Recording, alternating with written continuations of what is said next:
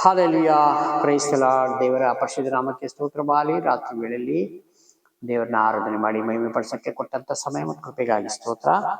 ಒಂದು ವಾಕ್ಯ ಸಂದೇಶವನ್ನು ತೆಗೆದುಕೊಳ್ಳೋಣ. ಯೋಹಾನ ಬರೆದ ಪತ್ರಿಕೆ 6ನೇ ಅಧ್ಯಾಯ 49ನೇ ವಾಕ್ಯವಾಗಿದೆ. ನಿಮ್ಮ ಹಿರಿಯರು ಅಡವಿಯಲ್ಲಿ ಮನ್ನಾ ತಿಂದು ಸತ್ತು ಹೋದರು. ಹಾಲೆಲುಯಾ.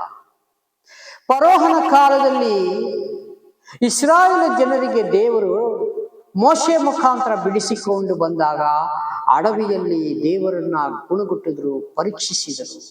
ಹಾಲೆಲೂಯಾ. ದೇವರೇ, ನಾವು ಫರೋಹನ ಒಂದು ಕಂಟ್ರೋಲ್ ನಲ್ಲಿ ಇದ್ರೆ ಎಷ್ಟೋ ಚೆನ್ನಾಗಿತ್ತು. ನಮ್ಮನ್ನ ಇಲ್ಲಿ ಕರ್ಕೊಂಡು ಬಂದು ನೀನು ನಮ್ಮನ್ನ ಸಾಯಿಸಕ್ಕೆ ಕರ್ಕೊಂಡ್ ಬಂದೀಯಾ ಅಂತ ಮೋಶೆಗೆ ಎಲ್ಲ ಪ್ರಶ್ನೆ ಮೇಲೆ ಪ್ರಶ್ನೆ ಮಾಡ್ತಾರೆ. ಹಾಲೆಲೂಯಾ. ಇವರಿಗೆ ಇಷ್ಟವಾದ ಪದಾರ್ಥಗಳನ್ನೆಲ್ಲ ಕೇಳುವಾಗ ಅವನು ದೇವರ ಹತ್ರ ಮೊರೆ ಇಟ್ಟು ದೇವರೆಲ್ಲ ಹೊತ್ತಿಗೂ ಅವರಿಗೆಲ್ಲ ಆಹಾರವನ್ನ ಕೊಟ್ಟು, ಬಂಡೆ ಒಡೆದು ನೀರು ಕೊಟ್ಟು, ದೇವರು ತನ್ನ ದೂತರು ಊಟ ಮಾಡುವಂತ ಮನ್ನವನ್ನ ಕೊಟ್ಟರು. ಆದರೂ ಇವರು ಗುಣಗುಟ್ಟಿದ್ರು ಅಂತ ದೇವರ ವಾಕ್ಯ ಹೇಳ್ತದೆ. ಹಾಲೆಲೂಯಾ. ಅದಕ್ಕೆ ಇಲ್ಲಿ ವಾಕ್ಯ ಸಂದೇಶ ಹೇಳ್ತದೆ, ನಿಮ್ಮ ಹಿರಿಯರು ಅಡವಿಯಲ್ಲಿ ಮನ್ನಾ ತಿಂದು ಸತ್ತು ಹೋದರು. ಪರಲೋಕದಿಂದ ಇಳಿದು ಬರುವ ರೊಟ್ಟಿ ಎಂತದೆಂದರೆ ಅದನ್ನು ತಿಂದವನು ಸಾಯುವುದಿಲ್ಲ. ಹಾಲೆಲೂಯಾ. ಯಾರು ನಂಬಿಕೆಯಿಂದ ದೇವರ ವಾಕ್ಯವನ್ನು ಲಾಲಿಸಿ ಅದ್ರ ಪ್ರಕಾರ ಜೀವಿಸಿ ಭೂಮಿ ಮೇಲೆ ಬದುಕಿ ಮಾಧುರಿ ತೋರಿಸುತ್ತಾನೋ ಅವನು ಈ ಲೋಕ ಬಿಟ್ಟರು ಪರಲೋಕ ರಾಜ್ಯ ಸೇರ್ತಾನೆ ಎಂಬುದಾಗಿ ದೇವರ ವಾಕ್ಯ ಸಂದೇಶ ಸಾರಲ್ಪಟ್ಟಿದೆ. ಪ್ರಿಯರೇ, ಹಾಲೆಲೂಯಾ. ಪರಲೋಕದಿಂದ ಇಳಿದು ಬರುವ ಜೀವವುಳ್ಳ ರೊಟ್ಟಿ ನಾನೇ. ಯೇಸು ಸ್ವಾಮಿ ಹೇಳ್ತಾರೆ, ಪರಲೋಕದಿಂದ ಇಳಿದು ಬಂದ ಜೀವ ರೊಟ್ಟಿ ನಾನೇ, ನಾನಲ್ಲದೆ ನಿನಗೆ ಬೇರೆ ದೇವರುಗಳಿರಬಾರದು. ಹಾಲೆಲೂಯಾ. ಯೇಸು ಸ್ವಾಮಿ ಹೇಳ್ತಾರೆ, ಪರಲೋಕದಿಂದ ಇಳಿದು ಬಂದ ರೊಟ್ಟಿ ನಾನೇ. ನನ್ನನ್ನು ಈ ರೊಟ್ಟಿ ತಿಂದವನು ಯಾವನಾದರೂ ತಿಂದರೆ ಅವನು ಸದಾಕಾಲ ಬದುಕುವನು. ಹಾಲೆಲೂಯಾ. ಈ ಭೂಮಿ ಮೇಲೆ ದೇವರ ವಾಕ್ಯವನ್ನು ಧ್ಯಾನಿಸಿ ಅದ್ರ ಪ್ರಕಾರ ಜೀವಿಸಿದರೆ ಲೋಕ ಬಿಟ್ಟರೆ ಪರಲೋಕ. ಆತನಿಗೆ ಎಂದೆಂದಿಗೂ ಸಾವಿರುವುದಿಲ್ಲ.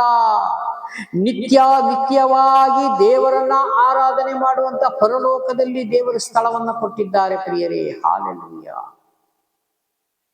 ಅದಕ್ಕೆ ಭೂಮಿ ಮೇಲೆ ದೇವರು ಎರಡನ್ನು ಇಟ್ಟಿದ್ದಾರೆ, ಆಶೀರ್ವಾದವನ್ನು ಇಟ್ಟಿದ್ದಾರೆ, ಶಾಪವನ್ನು ಇಟ್ಟಿದ್ದಾರೆ. ನಿಮಗೆ ಯಾವುದು ಬೇಕು ಪ್ರಿಯರೇ, ನೀವು ತೆಗೆದುಕೊಳ್ಳಬಹುದು. ಹಾಲೆಲೂಯಾ. ದೇವರು ಎರಡನ್ನೂ ಇಟ್ಟಿದ್ದಾರೆ.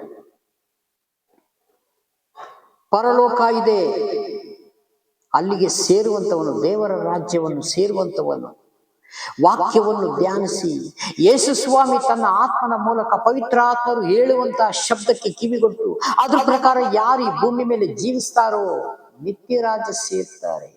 ಈ ಲೋಕ ಬಹಳ ವರ್ಷ ಇಲ್ಲ ಪ್ರಿಯರೇ, ನಾಶನ ಅಂಚಿನಲ್ಲಿದೆ.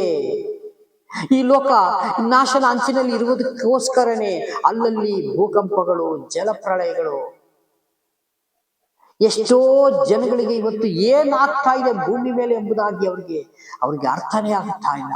ಹಾಲೆಲೂಯಾ. ಮೊನ್ನೆ ಕಳೆದ ವಾರಗಳಲ್ಲಿ ನೋಡ್ಬೇಕಾಯ್ತು, ನಮ್ಮ ರಾಜ್ಯದಲ್ಲಿ ಎಷ್ಟೋ ಕಡೆ ಮಳೆಯಿಂದ ಎಷ್ಟು ಸಂಕಟ ಪಟ್ಟಿದ್ದಾರೆ ಜನರು. ಹಾಲೆಲೂಯಾ. ಕೇರಳ ಪ್ರಾಂತ್ಯದಲ್ಲೂ ಹಾಗೆ ಆಗಿದೆ. ಮತ್ತೆ ನಮ್ಮ ದೇಶ ಬಿಟ್ಟು ಹೊರಗಡೆ ದೇಶದಲ್ಲೂ ಬಹಳ ನಷ್ಟಗಳು, ಕಷ್ಟಗಳು ಸಂಭವಿಸ್ತಾ ಇದ್ದಾವೆ. ಹಾಲೆಲೂಯಾ.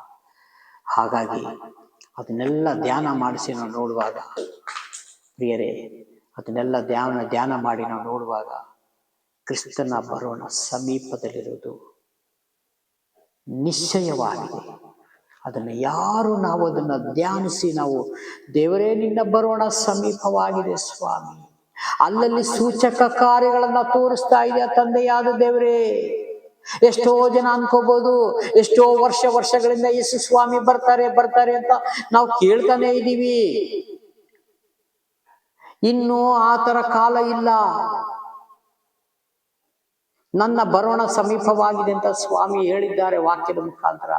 ನಿಮ್ಮನ್ನ ನೀವು ಎಚ್ಚರಿಕೆಯಿಂದ ಕಾದುಕೊಳ್ಳಿರಿ, ಕಾಪಾಡಿಕೊಳ್ಳಿರಿ. ನಿಮಗೆ ಕೊಟ್ಟಿರೋ ತಲಾಂತನ್ನ ಬಿಗಿಯಾಗಿ ಹಿಡಿದುಕೊಳ್ಳ್ರಿ. ಹಾಲೆಲೂಯಾ.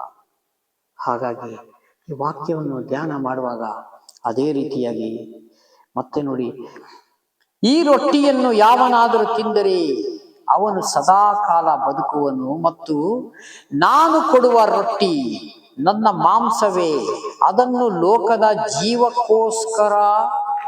ಜೀವಕ್ಕೋಸ್ಕರ ಕೊಡುವೆನು ಎಂದು ಹೇಳಿದೆನು. ಹಾಲೆಲೂಯ. ಲೋಕದ ಜೀವಕ್ಕೋಸ್ಕರ ಅಂತಂದ್ರೆ ದೇವರ ವಾಕ್ಯವನ್ನು ಅನುಸರಿಸಿ ಧ್ಯಾನಿಸಿ ಕರ್ತನ ಭೋಜನಲ್ಲಿ ಪಾಲ್ದಾರರಾಗಿ ಅದ್ರ ಪ್ರಕಾರ ಈ ಭೂಮಿ ದೇವರು ನಮಗೆ ಕೊಟ್ಟಿರೋ ಆಯುಷ್ಕಾಲವನ್ನು ಪೂರ್ತಿ ವಾಕ್ಯದೊಂದಿಗೆ ನಾವು ಅದನ್ನ ಮುಕ್ತಾಯ ಮಾಡಬೇಕಾಗಿದೆ. ಅದಕ್ಕೆ ಪೌಲನು ಹೇಳ್ತಾರೆ, ನನ್ನ ಓಟವನ್ನ ಕಡೆಗಾಣಿಸಿದ್ದೀನಿ, ದೇವರೇ ನಿನ್ನ ಮೆಚ್ಚುಗೆಯಾದ ರೀತಿ ನಾನು ಓಟವನ್ನ ಓಡಿದ್ದೇನೆ. ಹಾಲೆಲೂಯ.